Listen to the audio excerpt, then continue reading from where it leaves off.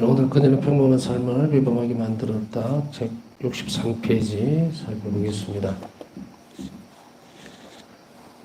오늘 강의 들어가기 전에 오늘은 하루 종일 묵상을 하는 목소리가 주제가 들립니다. 어떤 주제였냐면 바사 성령에게 너는 누구보다 자비에 대해서 뛰어나야 한다. 이웃에 대한 자비에 뛰어나야만 한다. 이 말이 계속 이제 아침부터 지금까지 묵상 혹은 그 돌아보는 시간, 이웃에 대한 자비와 하나님께 대한 의탁은 추상적인 개념이 아닙니다. 우리가 예수님을 추상적으로 만날 수는 없어요. 구체적이고 또 인격적으로 그리고 확실히 합니다. 그 말은 뭐냐면 예수님을 만나려면 바사 성경처럼 우리도 하나님께 다가가고 이웃에게 자비로운 태도에 누구보다 뛰어나야 합니다. 한 번 이렇게 뒤를 돌아다 봤어요. 나는 이웃에게 자비로운가가 아니에요. 저는 자비로우려고 했으니까, 하고 있으니까 얼마만큼 자비롭느냐의 문제지. 이제 와서 새삼스럽게 나는 자비로운가 그에 대한 질문을 한다는 것은 이제 이 자비신심을 처음으로 받아들이려고 하는 그런 사람들에게 해당되는 거고, 이미 자비신심을 살아내거나 혹은 거기에 대해 특별한 성소자로서의 모습을 살아갈 때에 이 질문은 아주 엄중합니다. 내가 뭘 더 해야 되고 뭘 더 이런 형태로 가야 되고 하는 게 중요한 게 아니에요. 예수님 보시기에 나는 과연 자비로운 사람인가? 내가 자비로운 사람이 되는 그 태도는 예수님과 가장 적합한 태도이기 때문에 말이 필요 없어요. 이래저래 우리는 많은 핑계를 대고 또 그 이유를 대기도 합니다. 나는 하나님을 사랑하고 또 이 정도는 내가 영적으로 성장을 했을 거고 좀 더 나갔을 거고 다 필요 없어요. 누가 봤을 때 저 사람 자비로운 사람이다라는 걸 드러낸다면 그렇게 뛰어나도록 하기 위해서 양성을 하는 거예요, 지금. 그냥 지식적으로 머리가 막 커지는 그런 상태를 얘기하는 것도 아니에요.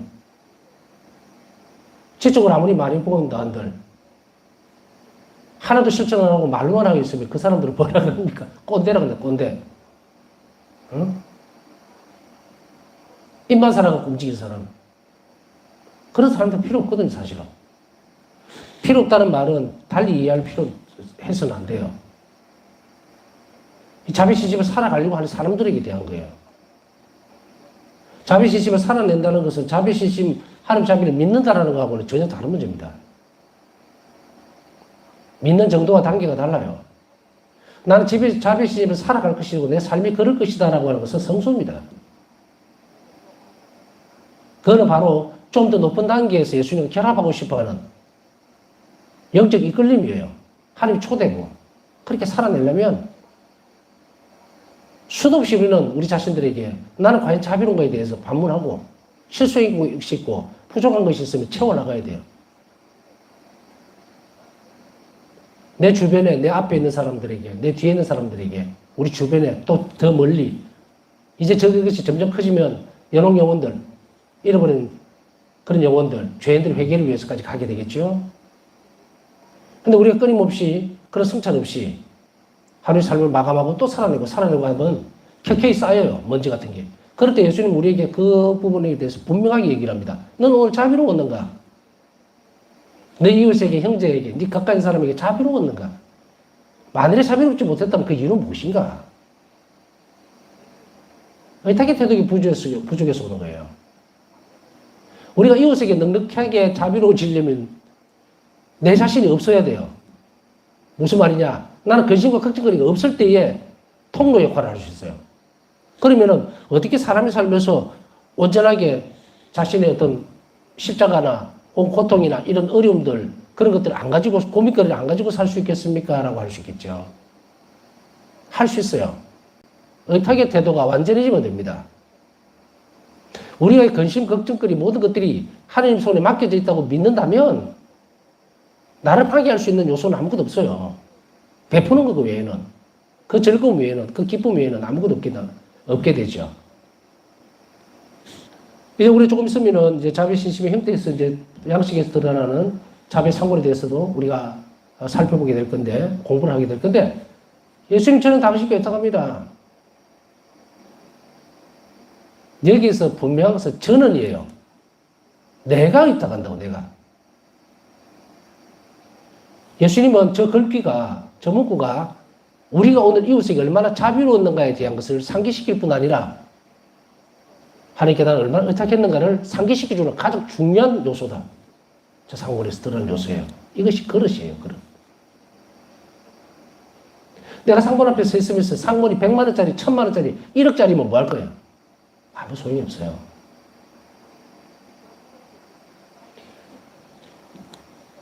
이 상권이 앞에서 우리가 상기시키는 것은 예수님 한음 자비에 내가 의탁할 것을 그리고 이웃에게 자비로운 것을 상기시키기 위해서요. 우리가 이 부분하고 같이 엮어서 나가려면 제가 보고 있는 오늘 느꼈던 주제들도 여러분들이 또 다르게 느낄 수도 있어요. 그것을 묵상거리로 계속해서 심화시켜 나가야 됩니다. 죽을 때까지 바울사 성령은 통일을 하셨죠. 통일은 매일 해야 되고 죽을 때까지 해야 돼요. 그 통일의 기준이 뭘까? 나는 오늘 자비로웠는가 해야 돼요. 이웃에게 말이나 행동이나 기도로서 자비로웠는가? 자비 행위를 얼마나 실천했는가? 그것이 깊어지면 우리는 더 많이 의탁하게 될 거죠. 비례한다 그랬죠? 자비 태도 의탁이 되도록. 그렇게 되어지면 균형을 잡게 해요. 균형을 잡게 된다고. 그랬을 때 그 안에서 살아 숨쉬는 예수님은 인격적으로 자연적으로 나와 함께 있게 돼요. 우리가 뭔가 대상을 두고서 막 찾아가고 헤매고 하는 것이 아니고 주님께서 나에게 오신다고. 빨리 만나고 싶으시죠? 한없이 자비로우시면 돼요. 그리고 한없이 의탁하시면 돼요. 오늘 같이 연결되어 있는 부분이겠지만 오늘 저는 이 것을 묵상하다 보니까 뭔가 아주 중요한 부분들이 하나 있긴 있었는데 그것을 지금 방송에서 얘기해 줄 수 있는 부분은 못 됩니다. 듣고 싶으시면 월피적 오시든지 아니면은 핵심피적 오시면 돼요. 한 개인의 어떤 경험이나 체험들이 신앙하고 신심하고 깊이 연결되어 있어도 공중파에서 얘기할 수 있는 성격은 못 되는 것 같아요. 왜냐하면은 바로 앞에 무슨 밭이 있어야 씨앗이 있어야 물을 볼 거거든요. 그러니까 그것은 그때로 남겨놓고 여하튼 제가 드리고 싶은 핵심은 제가 드리고 싶은 핵심이 아닙니다. 여러분 명심하세요. 오늘 매일의 이 시간에서 예수님은 너는 오늘 나를 위해서 자비로웠느냐를 물으실 거라는 거고 우리는 거기에 대해서 대답을 해야 합니다. 그리고 그것이 부족했다면 우리의 삶을 하나님께 드리고 다시금 그 은총을 받아내야 됩니다. 그래야만 차근차근하게 계단을 쌓아가는 거예요. 이것에서 외면해버리면 예수님 손길을 무리를 치는 것뿐 아니라 자비신심도 안 자랍니다. 자, 이것을 잘 알아들으시고 실제적으로 실천적으로 한번 살아내는 그런 일들을 시작을 해야 합니다. 자, 이제 책으로 돌아갔어요. 어차피 이런 부분들이 전부 다 자비신심과 연결되어 있고 자비신심이 이론적으로 되어 있는 것이 아니고 실천적이라면 당장 실험을 해야 돼요. 당장 실천을 해야 된다고. 그래서 오늘보다 나은 내일을 우리 준비해야 되겠죠. 그것이 바로 우리가 오늘 이 시간을 지내는 이유고 또 그리고 작은 목적이기도 합니다. 제가 이제 아까 이거 준비하면서 카메라를 이렇게 켜서 이렇게 고화질 내가 확대를 해봤거든요. 너무 잘 보이는 거예요.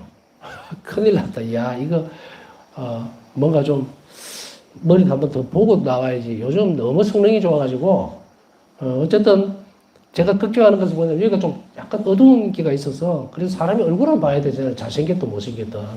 가까운 걸 주면 안 되니까, 걱정을 좀 하다가, 오늘 이렇게 살펴보니까 뭐 충분할 것 같아요. 그래서,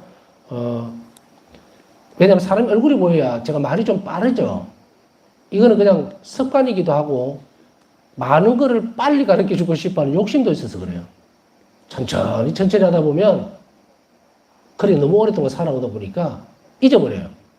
앞에 이야기를 하다가 스탬프를 넣어버리면 이게 맥이 끊겨. 그러니까 여러분들, 너무 빠르다 싶으면 요 속도 조절하는 거 있거든요. 기계적으로 속도 좀 조절하셔가지고 천천히 들으세요. 제가 속도 조절할 수는 없습니다, 지금. 최대한 하려고는 하는데, 어찌겠습니까? 어떤 때는 예수님이 너무 좋다 보면 또 혹은 어떤 거기에 대한 묵상에 대한 답이 있으면 또, 이게 정답을 찾았다 싶으면 말이 좀 빨라져요. 업이 돼가지고. 그렇지 못하면 또 쭉 늘어질 때도 있겠지만, 여하튼 감안을 해서 들으시고요. 오늘 살펴볼 것은, 이것입니다. 한 자비 신심은 자비로신 예수님에 대한 신심이라고 부르는 것도 아주 적절하다. 적절하다. 이 때문에 예수님 자비의 신심이라고 하더라도 아무 그거 없다. 왜냐하면 앞에서 말씀드렸지만 앞 시간에서 하나님의 자비는 완전하게 예수님을 통해서 드러난 거예요. 그렇기 때문에 하나님 자비는 바로 한 삼일체신 그분이시죠. 한 분이신 하나님이시지만 그러나 그 자비가 온전하게 드러난 것은 예수 그리스도를 통해서 이위인 성자를 통해서 드러나죠. 그래서 예수님의 자비라고 이야기를 해도 무방하다. 주체의 문제라는 면에서 볼 때 이 두 명칭은 그 해답을 가르쳐 준다고 할 수 있습니다. 이 신심에서 우리가 흠숭하는 하나님 자비는 다음이 없고 온 세상의 죄보다 더 큽니다. 그렇죠? 세상의 죄보다 훨씬 비교할 수 없을 만큼 하나님 자비는 큽니다. 만일에 이것이 뭐 말도 안 되죠. 그건 막 살필 필요도 없고 하나님 자비가 이 세상의 죄보다 작으면 우리 다 죽어 없어요. 당연한 이야기죠. 하느님은 무한하심 때문에 이것에 대한 하나님 자비는 무한합니다. 그리고 올바른 사람들보다 하나님의 자비가 더 필요한 죄인들에게 더 풍성하게 베풀어 주십니다. 자비가 필요한 사람들은 죄인들이죠. 그렇다고 해서 여기서 얘기하는 죄인들이라는 게 뭐 고의적으로 죄를 짓거나 하나님 자비는 항상 있으니까 입을 수 있으니까 내가 이래도 되겠지. 이건 아니겠죠. 이걸 전제로 깔고 있지는 않습니다. 사람이 살면서 악의 유혹이라는 것이 이 세상 안에는 마귀가 존재하기 때문에 이 유혹은 세상 마지막 날까지 갈 수밖에 없죠. 그런데 인간이 그냥 약해서 그런 것이 아니고 원죄 이후에 이런 상황이 벌어졌으니 인간의 처지가 딱하게 된 거예요. 죄인의 처지가 전락이 되어 있다는 이야기예요. 그렇기 때문에 여기서부터 처음부터 시작해서 의인이 있었느냐라고 하는 부분들, 그것은 우리가 성경 안에서 나오죠. 의인들에 대해서. 그 이외에는 죄인들의 처지가 계속되고 있죠. 그래서 소돔과 고모라에 보면 분명히 의인과 죄인을 갈라놓죠. 그래서 일단은 원죄로 인해서 모든 사람들이 죄인이 되었지만 하나님 자비는 거기서부터 시작된 거예요. 전에도 말씀드렸듯이 믿음과 희망은 남겨놓으신 거예요. 사랑은 깨졌어요. 사랑은 덕성으로 보더라도 믿음과 희망은 사랑을 전제로 하지 않더라도 되어질 수도 있다는 이야기예요. 그래서 지난번에 이제 말씀을 그렇게 드렸죠. 우리가 사람 사이에서 난 너를 믿는다라고 했을 때 그 믿음이라는 게 꼭 나는 너를 사랑한다는 표현으로 될 필요는 없다는 이야기예요. 관계의 문제이기 때문에. 그렇기 때문에 이 부분들을 남겨놓을 수 있지만 나는 너를 사랑한다라고 했을 때는 다른 문제입니다. 이건 인격적으로 전체를 주고받는 과정이에요. 사랑이라는 단어가 그런 거예요. 그렇기 때문에 부부가 한 몸을 이루었다라는 것도 마찬가지로 하나가 됐다는 이야기예요. 하나가. 그래서 이 사랑이 하나가 된 거예요. 사랑이 하나가 됐기 때문에 이것에서 뭔가 끼어들면 뭡니까? 신의가 깨지면 그 사랑이 깨진다는 말은 둘이가 하나로 있다가 갈라져 버린다는 얘기예요. 갈라져 버린다. 그러면 그 중간에 어떻게 메꿔야 됩니까? 메꿀 수 있는 방법이 사람 안에서는. 이것을 간격을 메꿔주시는, 죄에서부터 건져낼 수 있는 것은 하나님밖에 없어요. 그래서 이제 그때부터는 뭐가 개입이 됩니까? 하나님께서 사람이 되심으로 인해서 사랑이 오신 거예요, 땅에. 그리고 예수님이 사람이 되셔서 사람들과 이렇게 만남을 하고, 그리고 병자들이나 죄인들을 용서해주고, 이런 과정이 뭐냐면 사랑을 이 땅에서부터 드러내버린 거예요. 이제부터 사랑할 수 있다 이거예요. 그걸 드러내신 거죠. 그래서 예수님께서 사랑이죠. 그러니까 이 땅에 딱 오시는 순간 이 땅 전체가 다 바뀌어버린 거예요. 전부 다가 새로 창조가 되어버렸어요. 예수님이 오시면서. 그러니까 우리 인간의 처지에서는 어떻게 됩니까? 하느님을 이제 사랑할 수 있게 된 거예요. 자, 이게 보이지 않는 영역이죠? 초성적인 사랑을 다시 회복됐다. 얼마나 놀라운 기적입니까? 상상도 할 수 없는 일을 하느님은 하신 거예요.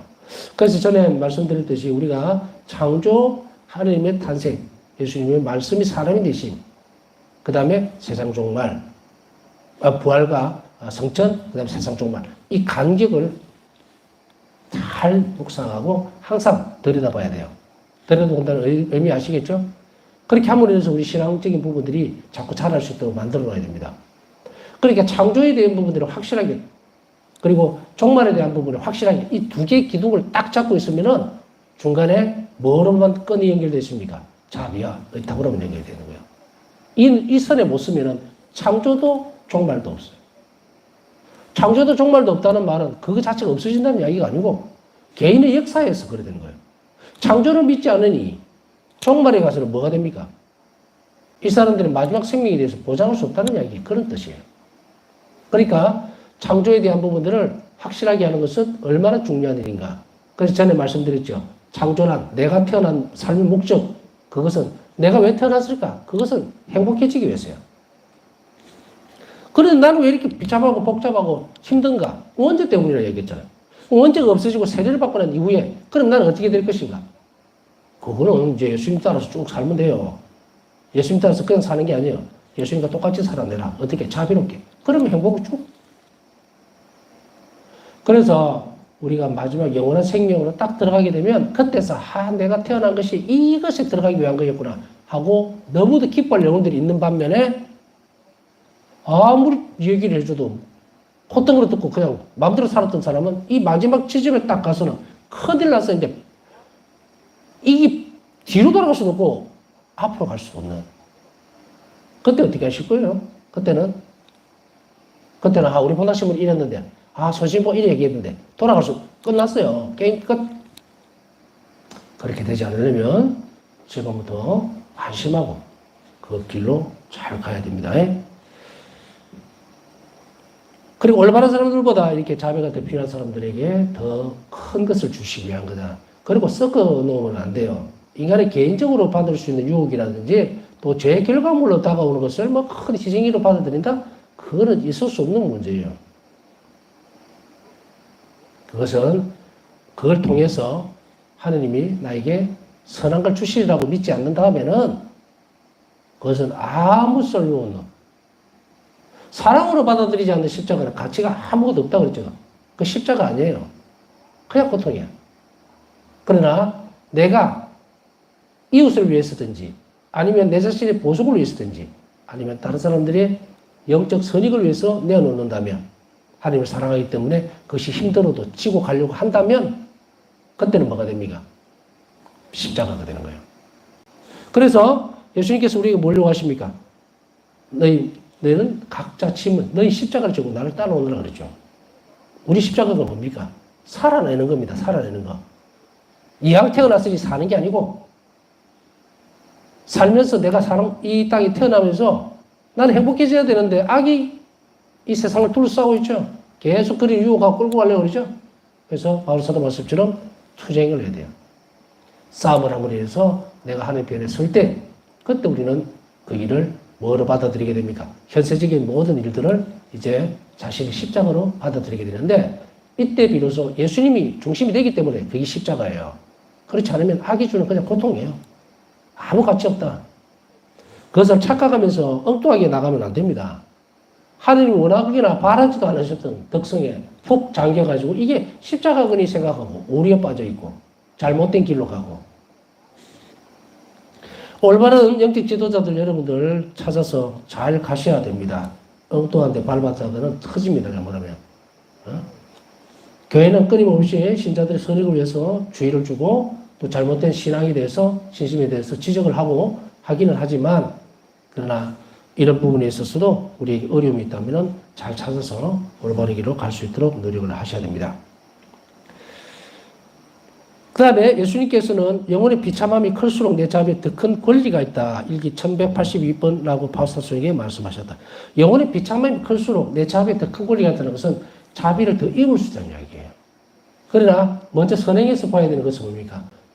그 한 영혼이 자신의 비참함을 하나님 앞에 드러내야 됩니다. 어디서? 성체 앞에서 드러내요. 그래서 예수님은 바스 성녀에게 그 말씀하시죠. 성체 조배의 가장 큰 어떤 이슈는 뭡니까? 어떤 태도여야 될 것인가? 예수님은 한 가지만 요구하거든요. 어떤 겁니까? 뭐 사랑을 드러내라 그거예요? 아닙니다. 네 영혼의 가장 비참함을 드러내라 이거예요. 비참함. 내가 주님 없이는 어떤 상태도 어떻게도 살아내지 못하는 그거를 드러내요. 매번. 우리는 이것이 매번 될 수 있을 것인가? 은총으로 가능합니다. 그런데 하느님 앞에 자신의 비참함은요, 사람 앞에 드러나는 비참함하고 전혀 다릅니다. 전혀 달라요. 자존심을 상하게 하고 무언가를 내 자신을 나락으로 떨어뜨리려고 하고, 그죠? 그 상대적이에요, 전부 다. 절대적인 것은 없어요. 절대적인 비참함은 하느님 앞에서의 인간의 모습이에요. 영원히 드러내는 하나님 앞에서의 모습은 비참함은 절대적입니다. 비교 대상이 없어요. 그러나 인간 사이에서 할 수 있는, 아유, 난 너무 가난해서 뭐 성당에 가서 옛날에 그분, 내가 본당신부 할 때 그분 너무 마음이 아파서 불러 세운 적이 있는데 그 자매님을 불렀어요. 옷차림이 항상 남루하게 옵니다. 그래서 자매님은 왜 저만 보면은 도깨비 보듯이 화들짝 놀래가지고 기둥 뒤에 숨고 도망가고 그래요. 혹시나 자매님 옷차림이 비난해서 그런 겁니까? 그렇다면은 저를 굉장히 무시한 겁니다. 원하신 분은 굉장히 무시한 겁니다. 저는 그런 거 신경 안 씁니다. 저는 그렇게 잘하지도 않았고 잘 사는 집에서 태어난 것도 아니고 그렇다고 뭐 잘난 척하기 위해서 그런 것도 아니고 그냥 편해요. 그러니까 앞으로 꼭 오시면은 인사 같이 하고 커피 한잔 마시고 가세요. 저는 이제 잘 숨어 다니는 사람들을 좀 잘 찾아다니는 편이었어요. 그게 저라서 그런 게 아니라 별거 아니잖아요. 큰 거 아닌데. 근데 스스로 이렇게 손을 내밀어 주기 전까지는 자신이 가난하고 또 사람들에게서 그런 시선을 받는다고 생각하도록 되는 것이 사실은 환경적인 요인들도 있습니다. 그거 깨줘야죠. 당신 참 귀한 사람입니다. 옷으로 이거 갈 수 없어요. 이게 상대적인 박탈감, 그걸 없애줘야 되거든요. 그렇기 때문에 아까 얘기했듯이 뭐 비참합니다, 가난하다, 이 전부 다 상대적입니다. 저 사람에 비해서 이런 거지, 저 사람은 안 보이면 나 아무 상관없어요. 그러니까 그런 거 가지고 자꾸 신경 쓰거나 그쪽 끌려가면 안 돼. 내가 예수님 안에서 얼마나 부유한가의 문제인데 그 문제의 숙제에 대한 답은 여기에 있는 거예요. 그래서 제가 이제 성체조회하면서 항상 우리 자신을 잘 열어 보이라. 가장 거룩하신 분, 가장 절대적인 존재 앞에 영혼이 열려버리면 인간적인 것은 눈에 안 들어옵니다. 정말 보장해 드릴게요. 안 들어와요. 누가 뭘 하든지 말든지 안에는 항상 기쁨. 예수님이 내 편이신데 누굴 두려워하나? 뭘 무서워하느냐고. 내 편이신데. 그럼 내 편이 되려면 어떻게 해야 되는가? 예수님 말씀하시잖아. 인간아, 너의 가장 비참한 모습을 나한테 보여라. 자, 바울사 성령은 성지조회를 하시면서도 나중에 예수님께서 그걸 지적하시죠. 아직까지 너희 가장 내면적인 것에 뭔가를 나에게 드러내지 않았다. 이게 뭘까? 사실은 굉장히 어려운 문제예요. 여러분들도 고해성사 보게 되면 성찰을 하죠. 저도 그런 경우가 없다고 볼 수는 없어요. 그런데 의식을 하는데 슬쩍 지나가 버리면서 넘어가고요. 분명히 알고 계시는 하나님 앞에 내가 트릭을 쓰는 거예요. 여러분들 그런 경험 없으세요? 분명히 다 이렇게 정당하게 딱 드러내줘야 되는데 예수님하고 나하고 단둘이 있어도 이런 상황이 벌어져요. 이런 막 딴짓하는 것 비슷해. 큰 잘못을 하면은 그렇잖아요. 의식으로 막 끌어올리지를 못하고 어물어물하는 그거 다 없애야 돼요. 이게 아니라고 한다? 천만에요. 예수님은 우리 자신을 더 가까이서 보기를 원하시기 때문에 바로 이 부분들이 더 중요합니다. 그래서 영혼의 비참함이 클수록 하는 이 말은 그냥 막 와서 아이고 주님 살려주세요. 나 죽게 생겼어요. 그렇게 울고불고 매달린다고 말하면 되는 문제가 아니에요. 그냥 막 이렇게 발산하는 거지 그게 아니라 내면적으로 들어가야 돼요. 제가 주님 없이 얼마나 비참한 존재고 주님 은총 없이는 아무것도 안 되라는 것. 그것을 천천히 성령의 도움을 받아서 주님 앞에 내놓으면 예수님은 그 영혼을 완전히 다시 세워놓습니다. 그래서 이 대목이에요. 내 자비에 더 큰 권리가 있다. 이것은 자신의 영혼의 비참함을 드러내는 영혼일수록 이렇게 돼요. 이제 어느 정도 답이 나왔죠. 오늘도 보니까 그 커뮤니티에 기도 요청한 그 대목, 이렇게 기도 지향들을 보다가 마음이 너무 아픈 게 있는데, 주님 살려주세요. 요즘 살려줄 거예요. 대신에 아까 제가 말씀드린 대로 그 기도를 요청하신 분은 예수님 앞에 성찰배워서 자신의 비참함을 잘 열어보였어요. 많은 잘못을 할 수도 있어요. 세상을 살면서. 하나님 떠났을 때도 있고, 또 열심히 기도 안 했을 때도 있고, 또 판단을 잘못했을 때도 있고. 주님 앞에서는 그게 소용이 없어요. 그런 거 안 따집니다. 지금 내가 주님 자녀로서 정말로 앞으로 이렇게 의탁하며 살 것이고, 그리고 내 비참함을 주님께서 알아주십시오라고 하면 그 일은 분명히 해결됩니다. 복음에도 나오죠. 복음에서도 주님 살려주십시오라고 하자마자 즉시 태풍이 가라앉고 파도가 잔잔해졌다. 왜 그렇게 나를 믿지 못하느냐? 응? 내가 너와 함께 있다는 것을 왜 믿지 못하느냐? 여러분들이 우리 영혼이 예수님께서 내 곁에 계시고 내 안에 머무신다는 사실을 알려면 그 영혼이 가장 바닥으로 내려가줘야 돼요. 이게 겸손입니다. 가장 비참함을 드러낼 때 예수님은 반대적으로 당신이 드러나시는 거예요. 이것을 우리가 잘 왜? 원죄는 하느님이 이렇게 내려가고 본인이 올라가 버린 거예요. 역설적으로 해야 되겠죠. 반대로 하면 하나님 드러나신다고. 어떤 어려움도 이 부분들은 하나님 자비를 입을 수 있는 조건이 됩니다. 그러니 오늘 말씀드린 대로 여러분들은 각자는 정말 어리고 힘들수록 자신의 비참함을 막 입으로 막 이렇게 막 죽겠어요 막 이러면은 그런 거는 필요가 없어요 사실은. 그 울부짖는 거예요 그냥. 그게 아니라 자신의 처지에 대해서 가장 침묵 가운데서 예수님께만 딱 드러내시면 돼요. 성찰 배워서. 그렇게 함으로 인해서 이게 성체조배의 이게 핵심입니다. 자신의 영혼의 비참함을 주님 앞에 잘 드러내므로 인해서 그 영혼이 하느님을 확실하게 받아들일 수 있도록 계속 점진적으로 나아가는 거예요. 이게 뿌리예요. 자, 그 다음에 두 번째로 하나님 자비신심의 핵심. 하나님 자비신심이라고 하는데 이 자비신심의 핵심은 과연 무엇인가? 이 신심의 핵심은 하나님께 의탁하는 태도인데 이것은 망덕, 희망이죠. 망덕뿐만 아니라 믿음, 겸손, 인내, 통의 등을 포함합니다.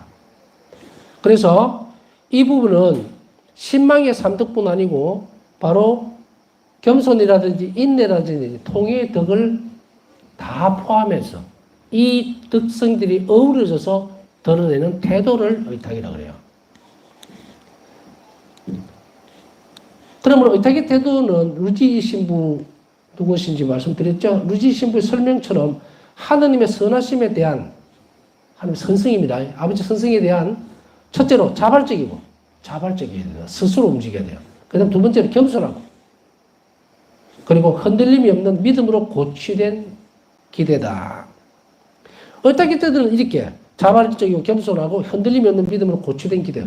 고양됐다는 얘기야. 고취됐다는 게 뭐 취했다 그런 이야기가 아니고 높은 특성에 이르렀다는 얘기. 이렇게 더 높은 단계에서 할 수 있는 기대감이에요. 그래서 모든 것을 주시리라는 현세와 내세에서 다 주시는 하나님께서 선하시니까 나에게 모든 좋은 것을 주시리라고 하는 그것에 대한 기대, 고취된 기대인데 그냥 그럴 거다라고 하는 것은 망상입니다. 잘못하면.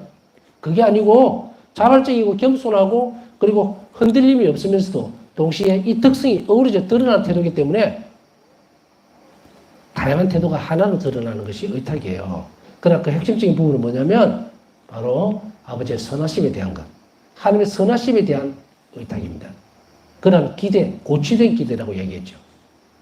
강제화된 것도 아니고 자발적이어야 되고. 따라서 이 신심의 핵심적인 요소로서 의탁하는 태도를 다음과 같이 설명할 수 있습니다. 자비신심의 핵심은 하나님의 선하심에 대한 완전한 의탁과 이웃에 대한 자비로운 태도예요. 이게 핵심이에요. 의탁의 자비신심에서. 그러면 그 의탁의 태도를 다음과 같이 설명을 할 수가 있어요. 핵심적인 요소로서. 첫째는 의탁의 정신 없이는 하나님의 자비신심은 없다. 우리 스스로가 자칫하면 자비기도 좀 바치고, 창문 모셔놓고 오후 3시기도 한다고 해서 자비 시심 있는가? 착각하면 안 돼요. 착각하면 안 됩니다. 의탁의 태도가 없는 사람은 자비 시심이 없어요. 그냥 방식만 따라가는 거예요. 이 방식만 따라가면 어떤 약속도 얻어낼 수가 없어요. 이제 우리가 보게 될 자비 시심의 4가지 형태에서 약속되어 있는 그 내용이 아무리 자비기도를 바친다 하더라도 실행이 안 됩니다. 주어지질 않아요.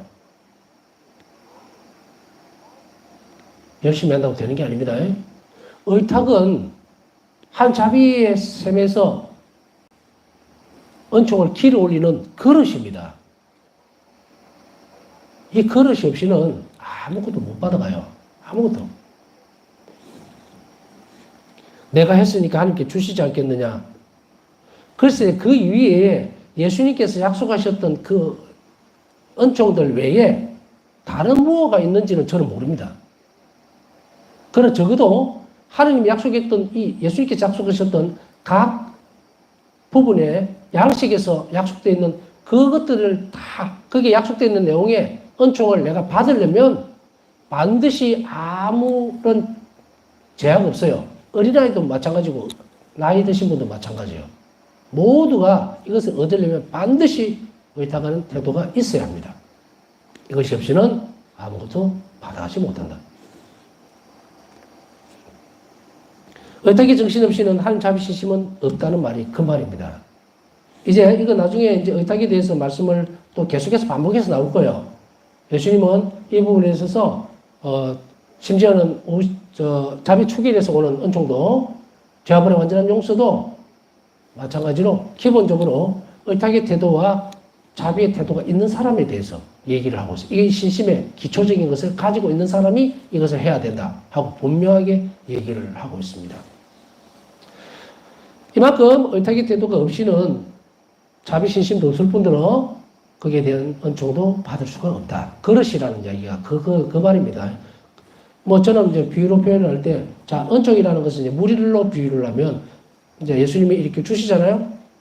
그릇이 없이 손으로 이렇게 내밀면은 받아갈 수 있습니까? 여기서 또 받아간 다음에 손바닥 위에 몇 방울 떨어진 거, 그것도 물이라고, 그런 의미 아니에요. 그런 의미 아닙니다.